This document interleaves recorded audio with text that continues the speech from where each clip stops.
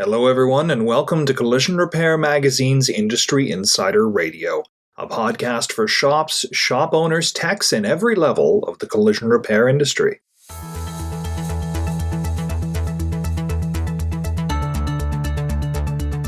Today, Collision Repair Magazine's Alison Rogers is talking finance with Spanesi America's Tim Morgan. Of course, Media Matters, Collision Repair Magazine, and Spanesi Americas do not intend for the material of this podcast to be taken as financial advice. Always consult a chartered accountant when making financial or tax write-off decisions.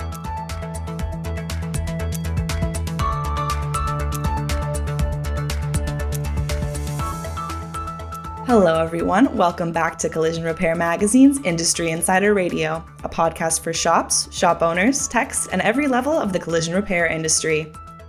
I'm your host and editor of Collision Repair Magazine, Alison Rogers. Today's episode is brought to you by Spanesi Americas. Feel free to check out Spanesi's website at spanesi.us. That's SPANESI.us. On today's episode of Industry Insider, we are joined by Tim Morgan, the COO of Spanesi Americas. We're going to be talking about some financial elements of the business today, some equipment write-offs and tax deductions you can use to place towards the betterment of your business, different equipment, measuring systems, tools for your techs, even remodels you can pursue with some such funds. We're going to be talking about the different kinds of funds that you can get as a collision repair business without financial advice, of course, because we are not chartered accountants. We're simply here to discuss the potential of equipment write-offs and tax deductions from a collision repair shop perspective. So thank you so much for joining us here today, Tim. We really appreciate your expertise. We know you visit shops all across North America that take advantage of such programs, so we'd really like to hear your perspective on some of these elements today. Without any further ado, let's just get started. Let's dive into it.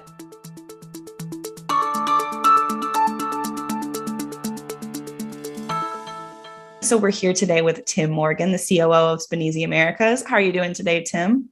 I'm doing fantastic, minus a little bit of cold weather.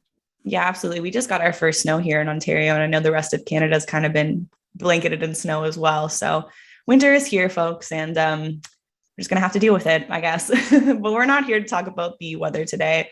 We're going to be talking about equipment, tax write-offs, leasing equipment, and just, how to make the most of getting equipment for the lowest cost you can. So Tim and I have been doing our research just based on Canadian rules because Spanesi Americas is based in Chicago. So we just want to stress that any of this material is not intended to be used or taken as financial advice. We're simply just having a discussion about the potential avenues. You always want to consult a chartered accountant when you're making financial or tax write-off decisions. So please just take everything we say with a grain of salt here. Getting into the conversation though, Tim, just to start things off, round it off, in your experience, why do you find that some collision centers avoid or simply don't pursue tool or equipment upgrades? What are some of the contributing factors that you think are at play here?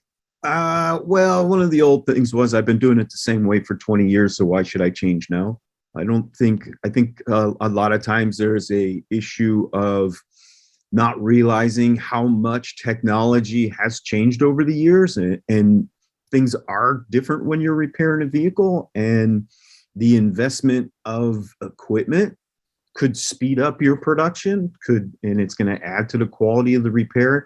Say a measuring system, for instance. If I wasn't using a measuring system before, I was probably leaving a lot of, let's say, things that I could write onto an estimate or on a repair plan because I didn't see it.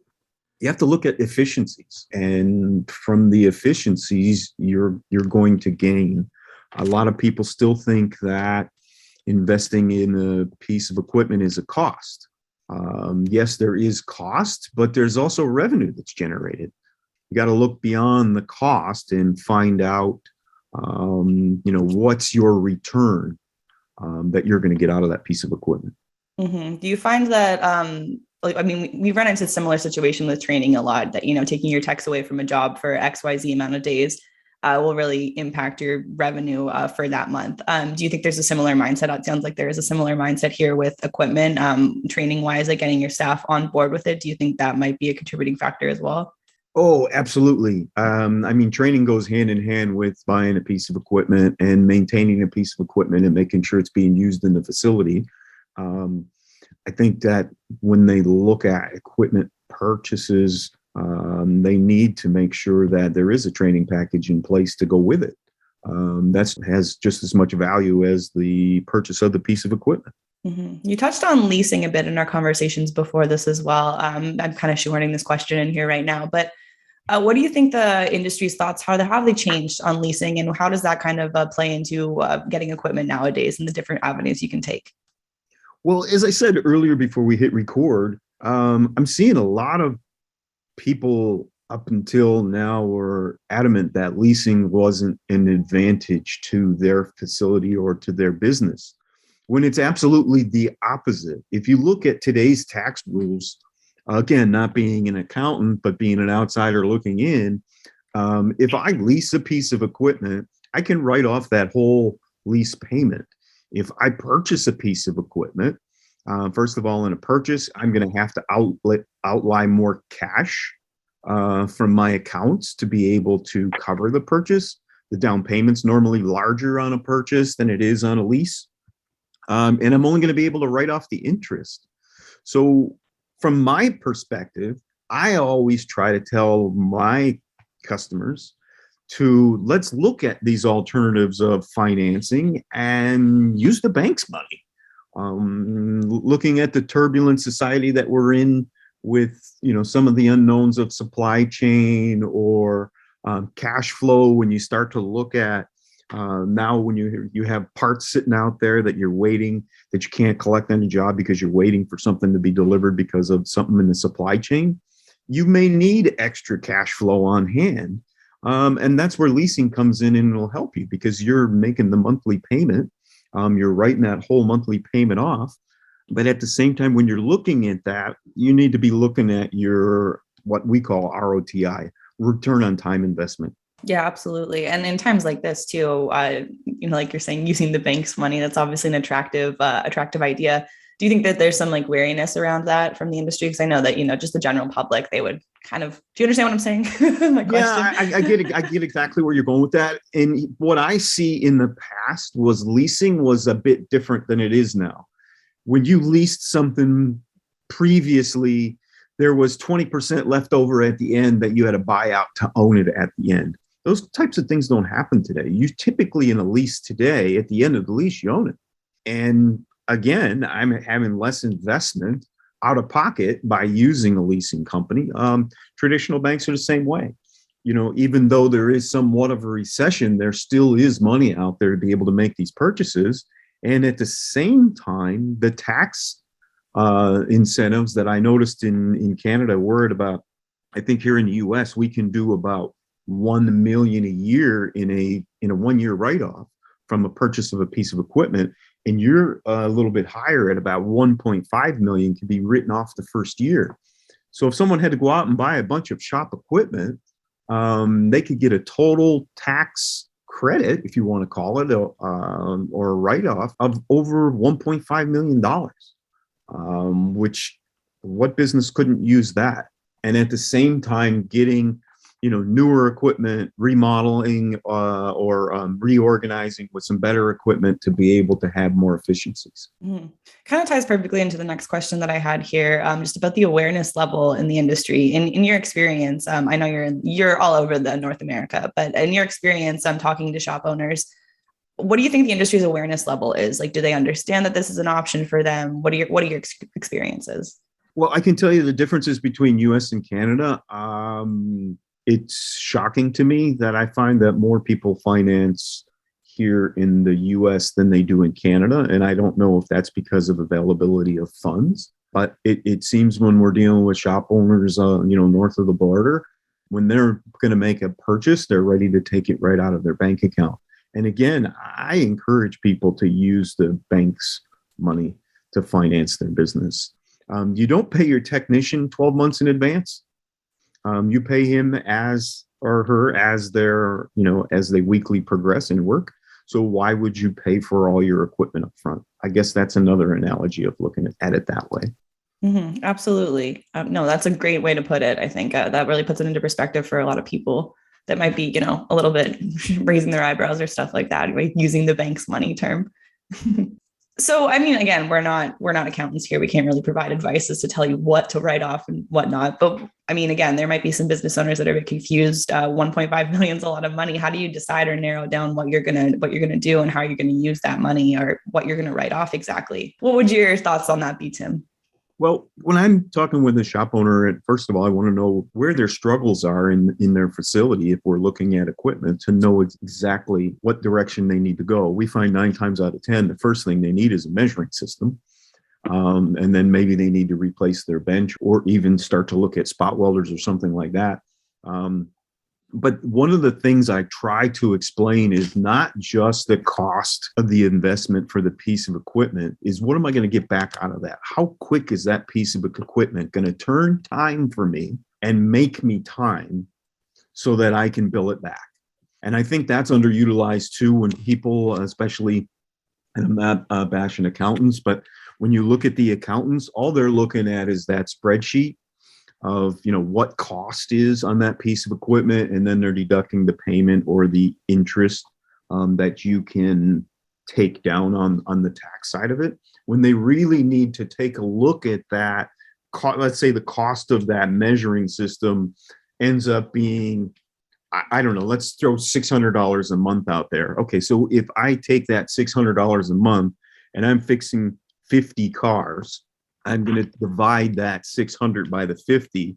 And then now all of a sudden it comes out to be down to a price of a cup of coffee. And at the same time, if I'm billing back hours every time I use that measuring system, and when I'm billing back hours, I'm not just billing the time of the measuring, I'm also finding damage. So that's going to increase my RO. So I'm going to have more hours in my repair. I also going to have some refinish time, especially if I have to mount the vehicle to the frame rack. So it's not just going to be that measuring system is only going to produce in the frame or the structural area. It's also going to prove to help with deficiencies in other areas, such as suspension, wheel alignment, other things that are contact pieces during the whole repair process. So don't think if you're buying a measuring system, you're only going to improve in your measuring, you're going to improve in the overall repair. Absolutely. I mean, that you make it sound so simple right there when you're talking about how you can capitalize on making money there. But obviously, there's a lot of training and awareness, and you need to be, prepared to use a measuring system before you can go into an idea like this. But I find it really interesting that a measuring system is the first thing that a lot of shops need. Do you think that the immediate reason is because they're unaware that the cost is just so great for a measuring system often that they're a little too scared to take it on? And then when they find out of these options, that's kind of the first thing that they're like, oh, well, we need to get a measuring system now. Well, I think from our aspect, it's probably one of the fastest ways to be able to improve your quality of the repair of the vehicle, number one.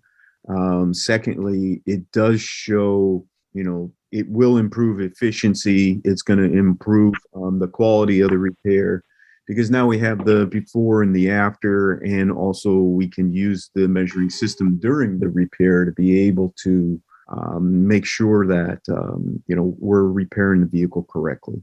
But again, I think from what I've seen in the past is when someone says, oh, that cost X amount of dollars, they're not equating that back totally to what more income is going to come from that measuring system.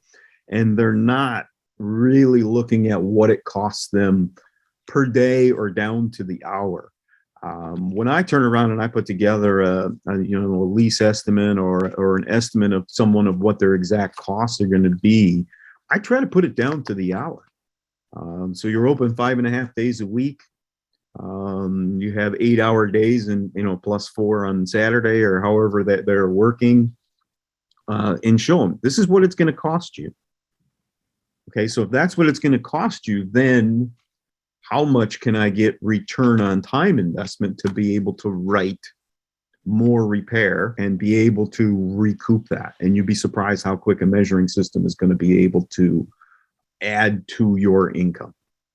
Absolutely. I think it's interesting that you say they don't factor the return on time investment in there. Why do you think that is? You think it's just too many numbers? Or you think there's just too much going on all the time in the collision repair industry that we can't really sit down and make those kind of mathematical connections. What do you think there?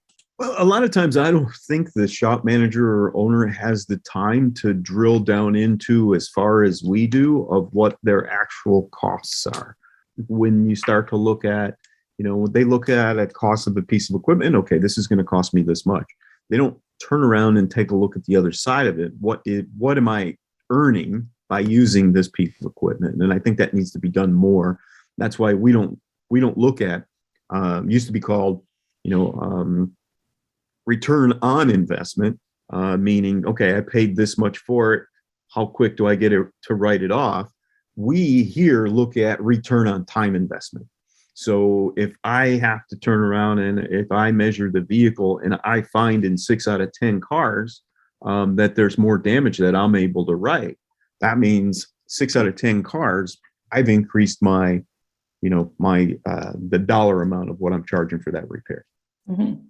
I'm trying to understand or wrap my head around how other numbers people would also kind of function with this. But in my research, I was looking at the Canadian government sites, and it is a bit unclear for, someone looking the first time without doing, all the reading of all of the parts. It's unclear to see where exactly, certain collision repair tools and equipment would fall. For instance, Class 8 covers, it says furniture, tools costing $500 or more per tool, some fixtures, outdoor signs. It was basically everything that wasn't covered in other classes. But then it says if that equipment costs upward of $1,000, you can elect to have it included in a different class. So, there's clearly some blurred lines when it comes to equipment in a collision repair setting, because it's hard to categorize these kind of things like a Venn diagram sort of situation.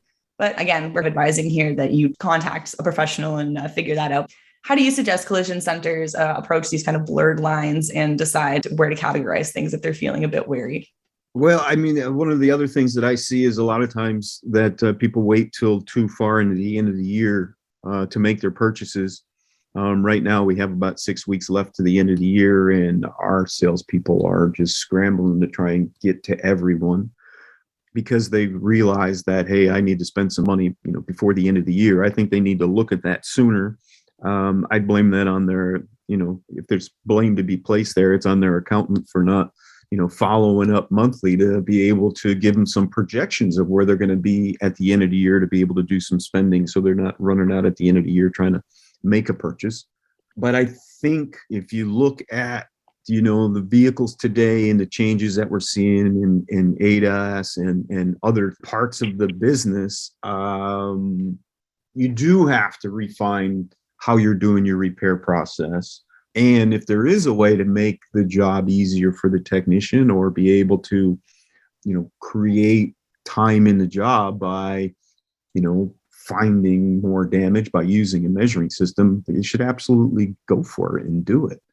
To turn around and look at, like I said, I think it's 1.5 million that I've seen that can be used on equipment that it has to be in use by the end of the year. And I think that number goes, if I remember correctly, all the way up to 2024 here in the US.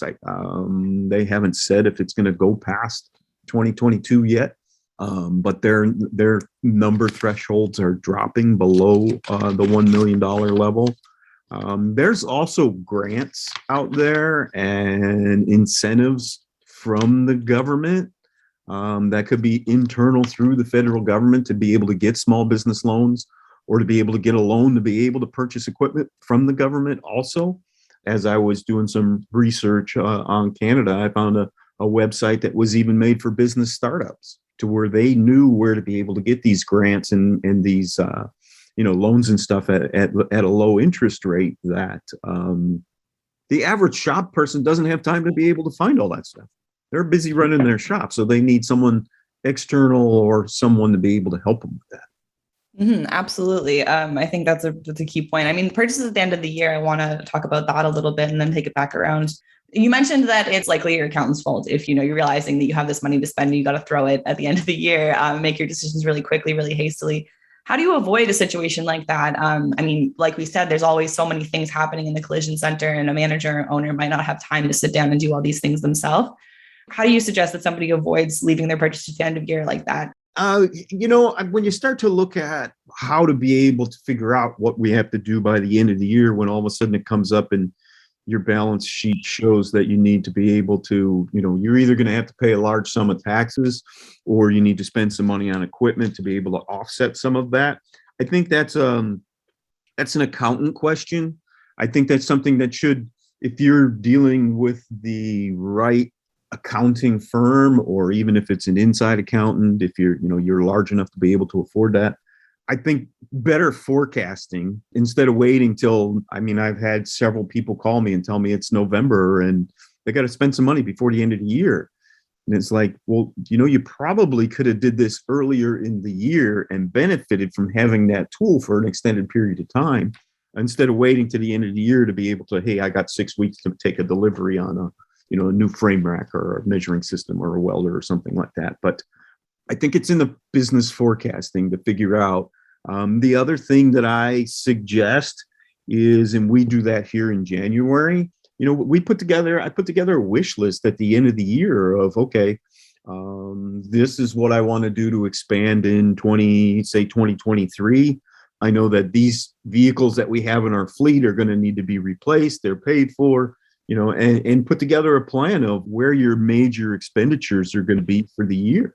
You don't have to wait till November for the accountant to come and say that, hey, you're going to have a huge tax liability unless you turn around and spend some money.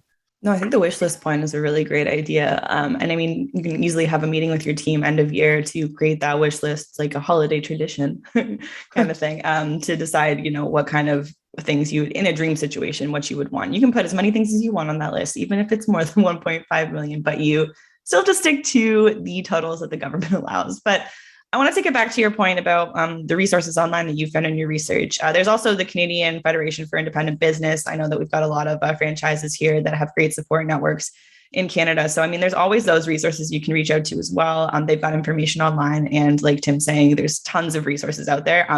Again, I'm going to stress it again. We're not advising you use the internet as your resource as well, and then make all your purchasing decisions on that. But it is a great way to start and kind of get your feet wet in the understanding of what you can do with this kind of money. So do you think that it's worth it for a collision center owner who might be worrying about the handling of numbers? I know I keep bringing it back to that, but do you think it might be beneficial for them to have a specific person in-house to deal with such financial projects, or is that too big of a role that wouldn't really have too much time on their hands? So, well, I guess it depends on the size of your operation. There's still a lot of mom and pop shops out there, if you want to call it that, maybe they're doing the bookkeeping themselves. But I am a firm believer that everybody behind them should have a certified accountant to be able to also be looking at everything to make sure that you're doing it the correct way instead of, the way maybe we were doing it years before. Also taking advantage of the tax laws that constantly change. Just finding out, that they've expanded of what you can write off per year up there to, 1.5 million. That's a pretty sizable amount to be able to take off in 1 year on taxes, when typically you were taking off 20% over 5 years to be able to depreciate everything. And it was 5 years to get your return. And now you can have it in one. I always am a firm believer to have the experts be able to guide you the right direction. Mm-hmm. Absolutely. We're firm believers in that too. And obviously, if you're a larger operation, like a multi-store operator, depending on your size, that's obviously something that you're going to want to consider more heavily than a mom and pop shop. Okay, but moving on to, I know we kind of mentioned, I think we touched on this a little bit before, but have you been aware or seen, or is there a possibility of situations where pursuing equipment tax deductions or understanding the resources is done incorrectly and it's kind of spurned the shop owner in the end? And how can you avoid that? Really, I guess just comes back to our last question about getting a chartered accountant and make sure that you are following their advice. Well, one of the biggest things that I see, and I see a lot of equipment sitting in the corner, not being used or not being utilized. Yeah. And most of the time when I ask the person what happened, there was a lack of training to be able to get the people trained to be able to use it. Or maybe they bought for price and then they found out that maybe the cheapest thing wasn't the best thing to buy. Maybe they needed to buy something that had more value and did more and pay a little bit more than, the lowest price. I think as consumers, I know when I'm out buying something, price is in my mind because of budget, but I find myself personally spending sometimes more on something that I could buy cheaper because of the quality, and because of what that tool or whatever, if it's a tool, what that tool can do, or or what options are there to be able to operate from. I think that people need to realize that a cheap price doesn't last as long as something with quality. So I think, put your budget together, have a realistic budget, but then at the same time, look at all the advantages of everything that's out there and realize that in the beginning, it may cost you just a little bit more, but your return on time investment and the equipment's not sitting in the corner. It is being used and utilized every day in your facility, to make a good quality purchase. Yeah, I know we've talked many times about leaving your equipment in the corner and just no use for it because no one's been trained on it in XYZ. And I do think it sounds like kind of a basic point, but spending for quality, it is tempting. You see that low price tag and go for a tool like that, but it's sometimes too good to be true. So I think it is important, as basic as it might be, to stress that point, because a lot of people don't listen to it. Well, Okay. and then the last thing they have to look at when they're looking at making a major purchase is, what's behind that purchase. Are you buying it directly from a distributor who is in the game? Are you buying it directly from the factory? How is the purchase going to be made? Is there, national support to be able to, have online support, phone support, training, in-shop training in training centers, and that type of thing, to make sure that beyond the sale, that you have something to fall back on if you run into needing support, and that's really key today. Absolutely, the support behind the purchase and knowing that you're not going to be left high and dry without if the tool something goes sour with it. So I want to kind of take it to, I don't want to make anything about the skill shortage. Everything's about the skill shortage now, but in Canada, there are certain rules and there's more than just these tax deductions here. There's plenty of different grants, as you were mentioning before. And there's many different ways you can get compensated for your tools and equipment, but there are certain rules that may allow tradespeople specifically, including apprentices, to deduct the cost of, quote, eligible tools you bought to earn employment and income as a tradesperson. Do you think that this information, or better circulation of this information, would have an impact on industry hiring and just maybe the call for new techs to enter the industry? Well, I think that there is a huge technician shortage right now, and it's not just in our business, but I think it's in everyone's business. Just go to the grocery store and see how many people are running a register. They're wanting you to run the register for them because they can't get enough people to be able to fill the jobs.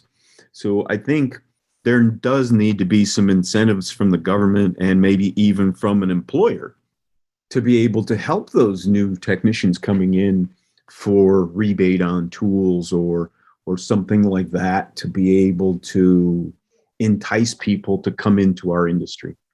I know that there's several MSOs that are out there that have started their own boot camp, if you want to call it, to be able to get new people into the industry.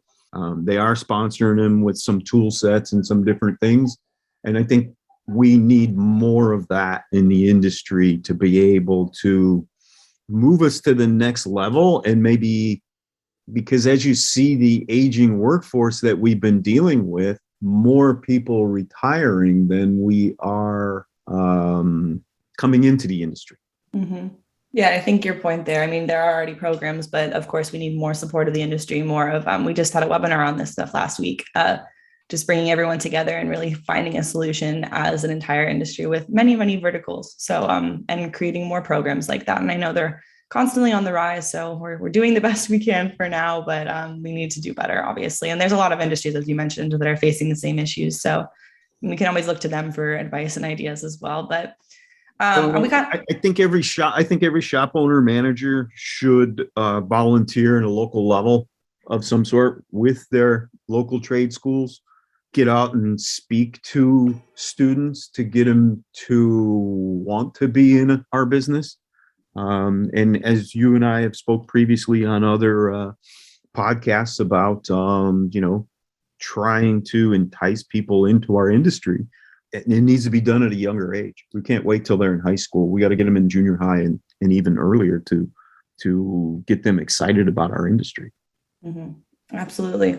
I know we kind of just touched on this as well, but just to round things out, I mean, we touched on the skill shortage. Now we've obviously been talking a lot about equipment and financial decisions for the last half hour or so, but what about opportunities? Obviously we just talked about support, but to get your training initiatives covered, are you aware of any instances where you could, or do you predict that would become a practice at all in the future? Any situations that you're aware of?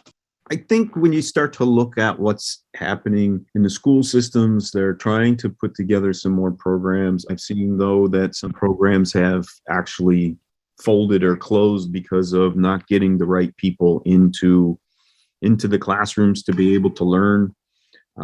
I think that we do need more people in our industry to be able to help recruit, more apprenticeship programs to be able to get more people interested and get them working sooner than we have in the past. Okay, well, thank you, Tim, for all of your thoughtful conversation today. Really appreciate your insight here on the financial side of things. Is there anything else advice-wise that you want to kind of leave our listeners with today? No, if there's anything we can do to help, that's what we're here for. Phone number is 224-SPANESI, or go to spanesi.us and visit our website. We're always around to be able to help any way that we can, give some solid advice to be able to help people move forward. So thank you, Tim, so much. Really appreciate, like I said, your insight here today. And everyone, if you didn't catch the phone number that Tim just said there, or the spanesi.us, you can check out the link and the phone number in our description box below. Or if you're looking on our website, it's just above this YouTube video right here. So thank you, everyone, for listening to Industry Insider today. And we hope that you enjoyed this episode and got some information here about how you can continue to make your facility the best it can be. Everyone say thank you to Tim in the comments, and we'll see you next time on Industry Insider.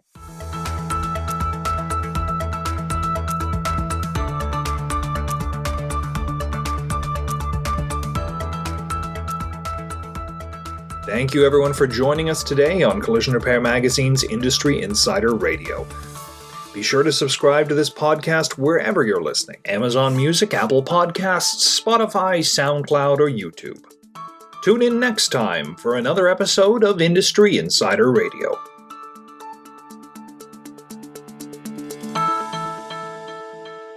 This episode is brought to you by Spanesi Americas. For more information on Spanesi, please visit their website at spanesi.us, SPANESI.us.